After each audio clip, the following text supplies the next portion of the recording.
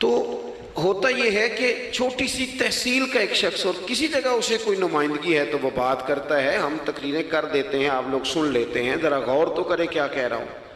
کائنات میں سب سے بہترین انسان نبی اور رسول ہوتے ہیں، اور اللہ نے اپنے محبوب پاک کو نبیوں کا امام بنایا ہے۔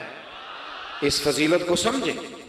یہاں نا جو لوگ لاڈلا کہلاتا ہے نا کوئی بندہ کہ میں لاڈلا ہوں، ویسے یہاں لاڈلے بدلتے رہتے ہیں، کبھی کوئی لاڈلا ہوتا ہے کبھی کوئی لاڈلا ہوتا ہے، ویسے یہاں لاڈلے بدلتے ہیں، لیکن جو لاڈلا ہوتا ہے نا وہ بتاتا بھی ہے کہ میں لاڈلا ہوں۔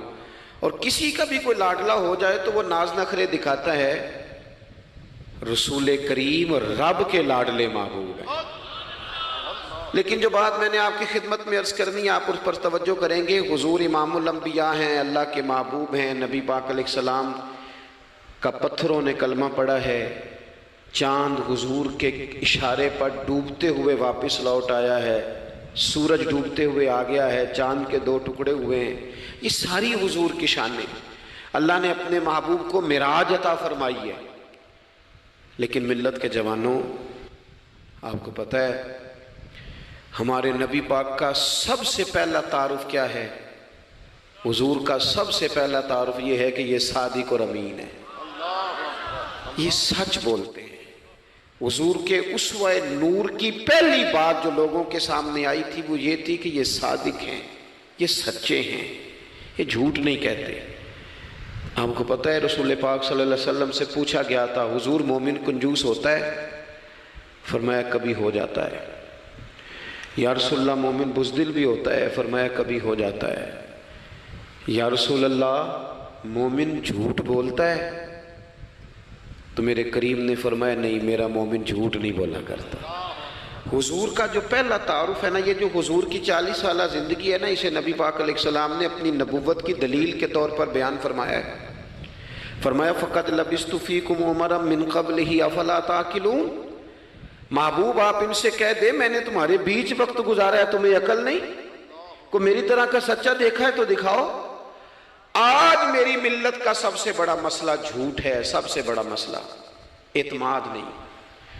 بیوی اپنے شوہر سے کہتی ہے کہ تو تھوڑے پیسے دے لیا کر، تھوڑے ایک جوڑے پہ میں گزارا کر لوں گی، میرے ساتھ سچ تو بول۔ تو لاہور جاتا ہے تو لاہور کا بتا کے جا۔ ماں کہتی ہے پتر سے کہ پتر تھوڑی باتیں بتایا کر پر سچی بتایا کر۔ قوم کا اعتماد اٹھ گیا سیاستدانوں سے، تم نے لمبے چوڑے وعدے کیے، تم نے بڑی باتیں سنائی۔ تم دیکھیں نا، آپ کی توجہ اگر ہو تو میں ایک حوالہ اس طرح کا بھی عرض کروں آپ کی خدمت میں۔ سبز باغ دکھا کے لوگوں کو کبھی پریشان نہیں کرنا چاہیے، کبھی بھی۔ یہ ہمارے پیر بھلا کیا کرتے ہیں بیچارے، ایک کرامت اللہ خیر کرے کبھی کوئی ایک بن جاتی ہے نا تو پھر وہ کمپنی کی مشہوری کا ذریعہ بنتی ہے۔ وہ کہتے ہیں اس کرامت کو بھی فیس بک پہ ڈالو۔ میں نا کراچی جا رہا تھا تو لاہور میں تھوڑا سا مریض ہوں، مجھے الرجی ہو جاتی ہے، زیادہ دیر بیٹھ نہیں سکتا، تو ایک کانفرنس میں مجھے شرکت کرنی تھی۔ تو ایئرپورٹ سے ہی میں نے دوستوں سے پوچھا موسم تمہارا کیسا ہے؟ کہنے لگے پیر صاحب بڑی گرمی ہے اور شدت ہے بڑی، اے سی چلا کے بھی گاڑی میں دقت ہے۔ تو میں نے کہا اچھا دعا کرتے ہیں اللہ بارش برسا دے۔ تو یہ دعا لاہور ہو رہی تھی، میں کراچی ایئرپورٹ پہ اترا تو بارش ہو رہی تھی۔ تو وہ جو مجھے لینے آئے تھے نا صاحب، وہ گاڑی میں ایک بندے کو کہہ رہے ہیں کہ وہ پیر صاحب نے لاہور آکھیا سی تو 1.5 گھنٹے جمی آ گیا ہے۔ وہ میں نے اسے کہا بس کر، اب آگے نہ بتا، ایسا نہ ہو کہ 2-4 لوگ آ جائیں کہ پیر صاحب جو کہتے ہیں وہ ہو جاتا ہے۔ جڑے محرم راز حقیقت دے اور راز حقیقت کھول دے نہیں، جڑے محرم راز حقیقت دے اور راز حقیقت کھول دے نہیں، اے جنہ ویکھیا نہیں او کرن گلاں، جنہ ویکھ لیا او تے بول دے ہی نہیں۔ اس لیے یہ اس طرح کرامتوں کو نا کمپنی کی مشہوری کا ذریعہ، ہمارے سیاستدان، ہمارے بڑے لیڈران وہ سبز باغ دکھا دیتے ہیں۔ آپ تھوڑی باتیں کریں، محدود کریں، مختصر کریں۔ دیکھیں اللہ کے محبوب علیہ السلام سے طائف والوں نے کہا تھا، جب حضور علیہ السلام نے دین کی تبلیغ کی تو سیرت میں یہ عنوان بھی ہمیں ملتا ہے، یا رسول اللہ صلی اللہ علیہ وسلم اگر آپ کو کل حکومت ملتی ہے تو ہمیں حصہ ملے گا؟ عرب کے لوگوں کا مزاج تھا نا، انہوں نے حضور سے کہا اگر کل کلاں حکومت ملتی ہے تو ہم شریک ہوں گے؟ تو حضور مسکرائے، اور میرے نبی پاک کو حکومت ملنے کا پاک کتنا زیادہ تھا کہ مکے سے ہجرت کر رہے ہیں، مدینہ شریف ابھی پہنچے نہیں، رستے میں سراقہ بن مالک سے کہہ رہے ہیں کسریٰ کے کنگن آئیں گے، یعنی حضور بتا رہے ہیں کہ سپر پاور بھی ساری یہاں آ جائے گی۔ حضور تو خندق والے دن ایک ہتھوڑا مارتے تھے تو فرماتے تھے روم فتح ہو گیا، دوسرا مارتے تھے تو کہتے تھے ایران فتح ہو گیا۔ یہ بخاری میں چیزیں آپ کو ملیں گی۔ حضور کو کامل یقین تھا کہ اذا جاء نصر اللہ والفتح، کامل یقین تھا کہ ان فتحنا لک فتحا مبینا، یہ ہوگا سارا کچھ۔ لیکن انہوں نے جب کہا نا ہمیں حصہ ملے گا تو حضور مسکرائے، فرمایا تم کہتے ہو حکومت تمہیں ملے گی، فرمایا بھائی سنو، حکومت اسے ملتی ہے جسے اللہ عطا کرتا ہے۔ بات ختم کر دی۔ سچ بولیں زندگی میں، سچی بات کریں۔ اللہ کے رسول صلی اللہ علیہ وسلم نے ہمیں پہلا سبق سچ کا دیا، اسے سادی تقریر نہ سمجھنا، یہ عنوان دین ہے۔ اپنی زندگی سے جھوٹ کو نکال دیں۔ آپ جو تھوڑی باتیں کر لیں پر جو کہیں اس پر کھڑا ہونا سیکھیں، اپنی زندگی کے اندر استقامت کا نور لائیں۔ جوانوں، کبھی بھی جھوٹ کی بنیاد پر رشتے نہ قائم کرنا۔ آتے ہیں رشتہ دیکھنے والے تو کوئی باتیں سناتے ہیں، ہمارے گھر والے ہو بیٹا تو ولی ہوتا ہے، کیا بات ہے، اور پھر بعد میں یہ حالت ہوتی ہے کہ اماں کہتی ہے میں آپ بڑا سمجھانی ہے، انہوں میری بھی نہیں سنتا، تو وہ رشتہ دیکھتے وقت تو آپ نے کہا تھا کہ بہت بڑا درویش ہے۔ آپ اور بچی والے بھی کچھ ایسے کام کرتے ہیں، رشتہ کرانے والے سے کہتے ہیں ہم نے کار بھی دینی ہے۔ کیوں آپ نے لالچ پیدا کیا؟ کیوں پہلے آپ نے خرابیاں کی؟ اپنی زندگی میں سچ بولیں، سچی بات کریں، کبھی بھی کوئی ایسا کام نہ کریں جس سے کہ لوگوں کی طبیعت ایسی ہو کہ لوگ سمجھیں کہ یہ لوگ تو غلط بیانی کے عادی ہیں۔ دیکھیں بخاری میں موجود ہے، سیرت کی تمام کتابوں میں الفاظ کے اختلاف کے ساتھ یہ اپنی اصل کے ساتھ یہ چیز ہر جگہ موجود ہے۔ حضرت ابو سفیان رضی اللہ تعالیٰ عنہ بعد میں مسلمان ہوئے، فرماتے میں جب شاہ روم کو حضور کا خط گیا تھا نا ہرقل کو، حضور صلی اللہ علیہ وسلم نے اس سے کہا کہ کلمہ پڑھ لو، خطوط لکھے نبی کریم نے۔ اس نے کہا یہاں ڈھونڈو کوئی عرب کا سردار اگر آیا ہو تو میں ملنا چاہتا ہوں۔ ابو سفیان کہتے ہیں میں بغرض تجارت وہاں موجود تھا، مجھے لوگ پکڑ کے بادشاہ کے پاس لے گئے، میں کلمہ نہیں پڑھتا تھا۔ جب کوئی کسی کا مخالف ہوتا ہے تو اس نے کوئی کہانی بھی یاد کی ہوئی ہوتی ہے، ان لوگوں نے کہانی بھی یاد کی ہوئی تھی، معاذ اللہ جادوگر ہیں، شاعر ہیں، یہ کہانیاں بھی سناتے تھے۔ کہتے ہیں کہ مجھے وہ لے گئے، بادشاہ کے سامنے کھڑا کر دیا۔ اب بادشاہ نے سوالات پوچھے، میں کوئی حق میں نہیں تھا کہ میں حق میں باتیں کرتا، میں تو اس وقت تک کلمہ نہیں پڑھتا تھا اور جو کفار کہتے تھے وہ ساری باتیں میں نے کرنی تھی۔ کہتے ہیں بادشاہ نے اپنے دربار میں کھڑا کر کے سوال کیے، بڑے سوال پوچھے، بڑے میں نے جواب دیے، بڑے سوال پوچھے۔ یہ بھی پوچھا کہ ماننے والے ان کے غریب ہیں کہ امیر ہیں؟ میں نے کہا نہیں، ماڑے ماڑے بندے ہیں۔ میلاد کے جلوسوں میں بھی ماڑے ماڑے بندے ہی جاتے ہیں، ماڑے ماڑے ہیں، غریب لوگ ہیں۔ اس نے یہ بھی پوچھا کہ ماننے والے بڑھ رہے ہیں یا گھٹ رہے ہیں؟ میں نے سارے جواب دیے۔ او ملت کے جوانوں، خدا را میری بات سننا۔ ابو سفیان کہتے ہیں غیروں کا دربار، سوال کرنے والا بھی کلمہ نہیں پڑھتا، ابھی جواب دینے والا بھی کلمہ نہیں پڑھتا۔ اس نے مجھ سے کہا کہ آپ نے بتایا کہ آپ رشتے میں چچا ہوتے ہیں، یہ بتاؤ وہ جنہوں نے اعلان نبوت کیا ہے کیا کبھی انہوں نے جھوٹ بھی بولا ہے؟ آج لوگوں نے نام نہیں بدل دیا جھوٹ کا، کچھ نے بہانہ نام رکھ دیا جھوٹ کا، جی میں نے بہانہ کر دیا تھا۔ کچھ کہتے ہیں جی وہ تو میں نے تو بس ایسے ہی بات، وہ تو میں نے مذاق کیا تھا۔ جھوٹ کے نام نہیں بدل دیے لوگوں نے۔ ابو سفیان کہتے ہیں مجھ سے بادشاہ کھڑا کر کے پوچھنے لگا کیا کبھی انہوں نے جھوٹ بھی بولا ہے؟ ابو سفیان کہتے ہیں کہ لمحے کے لیے میرے دل میں آیا کہہ دوں کہ بولا ہے۔ پھر میں نے کہا ایک تو یہ عرب کی وفاداری کے خلاف ہے، اور دوسرا میں کہوں گا وہ جادوگر ہیں تو شاید کو ایک سیکنڈ کے لیے توجہ کرے، میں کہوں گا وہ شاعر ہیں شاید کو توجہ کرے، اور مدینے والے نے جھوٹ بولا یہ تو مانے گا ہی کوئی نہیں۔ سنو، جن چیزوں کو معمولی سمجھ کے ہم نے رائج کیا وہ ہمارا وقار لے گئی۔ دنیا ہم پر اعتماد نہیں کرتی۔ ہم اس ملک میں بستے ہیں جہاں زلزلہ بھی آئے تو غیر ملکی امداد کرنا چاہیں تو وہ کہتے ہیں حکومتوں کے ہاتھ میں نہیں دیں گے، خود جائیں گے۔ ہمارا یہ حال ہو گیا ہے کہ قوم پر اعتماد اٹھ گیا دنیا کا. ہمیں پلٹنا ہے, ہم نے دیکھنا ہے ہمارا رویہ کیا ہے, ہمارا انداز کیا. تھوڑی کر لیں باتیں, کوئی ضروری ہے صبح شام بولنا؟ تھوڑے کر لیں باتیں, تھوڑے دعوے کر لیں, کوئی ضروری ہے؟ سنو میرے عزیز, ابو سفیان کہتے ہیں کہ اس نے کہا کبھی جھوٹ بھی بولا ہے؟ میں سوچ میں پڑ گیا. بادشاہ نے پھر دہرا کے کہا, سردار چپ کر گئے ہو, میرے آخری سوال کا جواب دو, کیا کبھی اس کریم نے جھوٹ بولا ہے؟ ابو سفیان کہتے ہیں میرے ہاتھ میں چھڑی تھی, میں نے وہ زمین پر رکھی اور میں کھڑا ہو گیا. میں نے کہا سردار سن, وہ میرے رشتے میں بھتیجے ہیں, میری بڑی مخالفت ہے, میں نے ان کے خلاف جنگیں لڑی ہیں, کبھی وہ غالب آئے کبھی میں غالب آیا, آج تک میں لڑ رہا ہوں. لیکن میں ایک بات تمہیں ذمہ داری سے کہتا ہوں, میں غیر نہیں ہوں, وہ میرے بھتیجے ہیں. میں نے ان کو ماں کی گود میں بھی دیکھا ہے, دادا کے کندھوں پہ بھی دیکھا ہے, چچا کے گھر میں بھی دیکھا ہے, ختیجہ کا دولہا بنے بھی دیکھا ہے, زینب سے لے کر فاطمہ تک بیٹیوں کو گود میں کھیلتے بھی دیکھا ہے, میں نے انہیں بدر اور احد میں آتے بھی دیکھا ہے. میرے سامنے پیدا ہوئے اور میرے سامنے ان کے بالوں میں سفیدی آئی. مخالفت اپنی جگہ پر میں تمہیں یہ بات ذمہ داری سے بتاتا ہوں, اس محبوب کی زبان سے جو بھی نکلتا ہے حق اور سچ ہی نکلا کرتا ہے.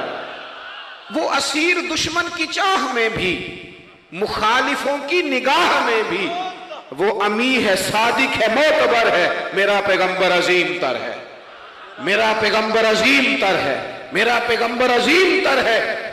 ابو سفیان کہتے ہیں میں یہ لفظ کہے تو کتنے ہی لوگ دربار میں رو پڑے, ایک سناٹا چھا گیا, کوئی صحابی نہیں وہاں, کوئی نعرہ لگانے والا نہیں, کوئی اپنا نہیں, لوگ رو پڑے. کہتے ہیں بادشاہ نے چادر اٹھائی کندھے پہ رکھی, کچھ دیر سوچتا رہا, پھر وہ چل دیا. میں نے پیچھے سے آواز دی, میں نے کہا تو نے اتنے سوال پوچھے, میں نے اتنے جواب دیے, کوئی رزلٹ بھی تو بتانا کیا نکلا, نتیجہ کیا ہے؟ تو بادشاہ نے پلٹ کے میری طرف دیکھا, کہنے لگا سردار نتیجہ تو نکل آیا نا یار, جس بندے نے بندوں سے جھوٹ نہیں بولا وہ یہ جھوٹ کیوں بولے گا کہ میں اللہ کا رسول بن کے آیا. اس نے او میرے بھائی اپنی زندگی میں سچ لاؤ. خدا را ہمارے گھروں سے لے کر حکومت کے ایوانوں تک ضرورت سچ کی ہے, ضرورت سچ کی ہے. دوسری بات, اپنی زندگی میں دیانتدار ہو جائیں, چھوڑ دے سامنے والا کیا کر رہا ہے. میں اپنے اس ممبر سے دیانتدار ہوں کہ نہیں, یہ میں نے اللہ کو جواب دینا ہے. میں نے جتنی عزت سمیٹی ہے دین کے نام پہ سمیٹی ہے, میں نے اللہ کو جواب دینا ہے. ہم سارا دھیان دوسروں کا رکھنے لگ گئے. حضرت خواجہ نصیر الدین چراغ دہلوی رحمۃ اللہ علیہ سے بادشاہ نے آ کے وظیفہ پوچھا تھا, حضرت کو وظیفہ بتائے, تو خواجہ صاحب فرمانے لگے اپنا کام دیانتداری سے کر, یہی سب سے بڑا وظیفہ ہے. اپنی زندگی میں دیانتداری, امانت داری, آپ اس طرح کے ہو جائیں کہ آپ جس طرح آپ سمجھے نا کہ یہ حرام جانور ہے تو میرے منہ میں جائے گا تو مجھے الٹی آئے گی. آپ کبھی دیکھیں نا کہ حرام گوشت کوئی آپ کو بتا دے, آپ 2 لقمے آپ نے کھا بھی لیے, لطف آیا, تو کسی نے کان میں کہا یہ تو ذبح ہی نہیں ہوا تھا, بیمار تھا, تو الٹی آ جاتی ہے کہ نہیں؟ بولو, کیا آ جاتی ہے؟ انسان کا ذہن قبول کرتا ہے حرام کھانے کو. 2 کلو گوشت پہ الٹی آتی ہے تو 2 کروڑ روپے پہ کیوں نہیں آتی؟ ہمارے ایک دوست ہیں, یونیورسٹی کے لیکچرار ہیں, مجھے ایک دفعہ فرمانے لگے پیر صاحب عجیب بات ہے, ایک بندے کو نا کہیں جوتا پڑا مل گیا, بڑا قیمتی تھا پر ایک پیر تھا جوتے کا. ہماری دیانتداری کچھ اس طرح کی ہے, ایک پیر ملا, جوتا بڑا قیمتی تھا, مہنگا تھا, تو اس نے اس کا مالک ڈھونڈنا شروع, یہ کس کا ہے, یہ کس کا ہے, یہ کہ شور کر رہا ہے. لیکن تھوڑا سا آگے جا کے جوتے کا دوسرا پیر مل گیا, پر اس نے مالک ڈھونڈنا بند کر دیا.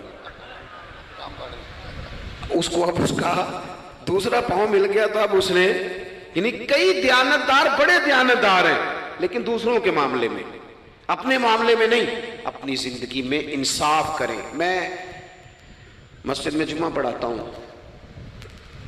میں نے ایک دن اپنے ایک مدرسے کے طالب علم سے پوچھا, بیٹا جمعرات کو میں نے پوچھا, میں نے کہا صبح جمعہ میں تقریر کیا کرنی ہے؟ کہتے میں جو فیصلہ نہیں کیتا. میں کہا تو بڑا مولوی ہے نا, میں چھوٹا, میں تو جمعہ پڑھا کے شام میں فیصلہ کر لینا بھی اگلے جمعے کی بیان کرنا ہے. کیوں؟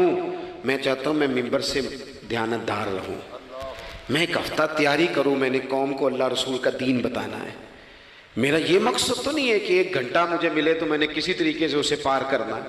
آپ اپنے کام کے ساتھ ہمیشہ دیانت کا مظاہرہ کریں. اگر آپ دیانتدار ہو جائیں. حضرت سعید بن عامر رضی اللہ تعالیٰ عنہ کو حضرت عمر نے کہا میں آپ کو ایک صوبے کا گورنر بنانا چاہتا ہوں. رو پڑے, فرمانے لگے اس قابل نہیں ہوں. آپ کہیں مجھے بھی آپ کہہ دیں کہ فلانا عہدہ ملتا ہے تو تیار ہے ساری دنیا. کون انکاری ہے اس کام سے؟ سب تیار بیٹھے. لیکن روتے تھے لوگ کا جناب میں کہاں کر سکتا ہوں. حضرت عمر نے لگا دیا حمص کا گورنر. کچھ مہینوں کے بعد حضرت عمر تشریف لے گئے. جا کے پوچھا کہ کیسا ہے؟ تو پہلے تو ایک لسٹ منگوائی حضرت عمر نے. کچھ مال آیا ہے تو مختلف صوبوں میں بانٹنا ہے, غریبوں کی لسٹ لاؤ. ان کے صوبے کی لسٹ آئی تو تیسرا نام گورنر صاحب کا تھا. وہ کہا تمہارا گورنر مسکینوں غریبوں میں؟ کہنے لگے حضرت صاحب جو لسٹ بنانے والے تھے وہ کہنے لگے اب ان کے وجود پر جو کپڑے ہیں جگہ کوئی نہیں بچی, پیوند کہاں لگانے ہیں. دامان توکل کی یہ خوبی ہے کہ اس پر پیوند لگے ہوتے ہیں پر دھبے نہیں ہوتے. پیوند لگے ہوتے ہیں پر دھبے نہیں ہوتے. حضرت عمر نے معلومات کی ان کے صوبے میں جا کے, تمہارا گورنر کس طرح کا ہے؟ عرض کی حضور 4 شکایتیں. یہ جمہوریت ہے. آج تو ہر سیاسی جماعت میں ڈکٹیٹرشپ ہے. آج کہاں جمہوریت ہے؟ آج تو آپ جتنے شاہ کے وفادار ہو جائیں گے اتنا اچھا عہدہ لیں گے. جتنا مرضی قابل بندہ ہو جماعت کے اندر, لیکن اگر وہ پورا تابع دار نہیں تو نظام نہیں چلتا. جتنا مرضی قابل ہو. حضرت سعید بن عامر رضی اللہ تعالیٰ عنہ 4 شکایتیں, عام آدمی شکایتیں کر رہے ہیں. حضرت عمر نے کہا کون کون سی؟ انہوں نے کہا جی پہلی شکایت یہ ہے کہ ہمارے گورنر, توجہ ہے میرے بھائیوں کی, انہوں نے کہا جی پہلی شکایت یہ ہے کہ گورنر صاحب صرف دن کو ملتے ہیں, انہیں رات کو بھی لوگوں سے ملنا چاہیے. دوسری شکایت یہ ہے کہ جب شروع میں آئے تھے تو فجر کے بعد بیٹھ جاتے تھے, مسائل سنتے تھے. اب سورج نکلنے پر اشراق چاشت کے ٹائم 8, 9, 10 بجے آتے ہیں. تیسری شکایت یہ ہے کہ ہفتے میں 1 دن ملتے ہی نہیں. چوتھی شکایت یہ ہے کہ کبھی کبھی ایسے رونے لگتے ہیں, بیٹھے بیٹھے بے ہوش ہو جاتے ہیں. تو آپ نے دیوانہ آدمی ہمیں دے دیا ہے. حضرت عمر فاروق رضی اللہ تعالیٰ عنہ نے حضرت سعید بن عامر کو مجمع میں پوچھا, جناب آپ پبلک کے نمائندے ہیں, آپ کو سوالوں کے جواب دینے چاہیے, بتلائیے نا. اور یہ پبلک کے نمائندے صرف سیاستدان نہیں ہوتے, پیر صاحبان بھی ہوتے ہیں, مسجد کا خطیب بھی ہوتا ہے. اگر حضرت عمر سے پوچھا جا سکتا ہے کرتا کہاں سے آیا تو پیر صاحب سے بھی تو پوچھا جا سکتا ہے نا. ان کو بھی جواب دینا چاہیے, ان کو بھی بتانا چاہیے, اس لیے کہ وہی تو دعویٰ کر رہے ہیں فقر بتانے کا. تو حضرت عمر نے 4 سوال کہا, سعید آپ کے ذمے 4 سوالوں کے جواب ہیں. تو حضرت سعید بن عامر نے گردن جھکائی, کہنے لگے پہلے ہی کہا تھا میں گورنری کے قابل نہیں. فرمایا اب تو بن گئے ہونا, جواب تو دینا ہے, حضور بتلائیے. فرمایا پہلا سوال آپ سے یہ ہے کہ یار لوگ کہتے ہیں رات کو کام پڑ جاتا ہے اور آپ ملتے نہیں. تو حضرت سعید بن عامر نے اپنی داڑھی پکڑ لی, عرض کی حضور یہ ساری سفید ہو گئی ہے, بڑھاپا ہے. دن مخلوق کے لیے رکھا ہے, رات اپنے رب کے لیے رکھی ہوئی ہے. اگر پھر بھی کسی کو شوق ہو تو سعید بن عامر جب بھی ملے گا مسجد میں ملے گا. ساری رات بارگاہ ربوبیت کی او سنگیو تھوڑا مسلح بھی یار مضبوط کر لو تھوڑا سا نا, ہم نہ تھک گئے ہیں فون سن کے. بہت سارے لوگ ایسے ہیں جن کے وجود نہیں اتنی تھکے جتنے دماغ تھک گئے. کمنٹس پڑھ کے, کمنٹس دے کے, رائے دے کے بڑے بڑے باصلاحیت لوگوں کے حافظے کمزور ہو گئے. خدا را اپنی صلاحیتوں کو زنگ لگا لو گے. یہ تو جتنے لوگ ہیں میڈیا چلانے والے, ان کو تو میڈیا چلانا ہے, اور اب تو پتہ نہیں کتنے چینل اور کتنے لوگ اور سوشل میڈیا پہ کتنے, اور ادھر کتنے تو ادھر کتنے. خدا را کچھ وقت اگر مصلے پہ ملے تو آپ یقین کریں روح تازہ ہو جاتی ہے. لمبی لمبی دعائیں مانگیں, اپنے رب کو اپنے دکھ سنائیں, رسول پاک کی بارگاہ میں یہ نذرانے پیش کریں, آپ محسوس کریں گے وجود طاقتور ہو گیا. حضرت سعید بن عامر کہنے لگے رات مصلے پہ گزارتا ہوں. دوسرا سوال آپ سے یہ کرنا تھا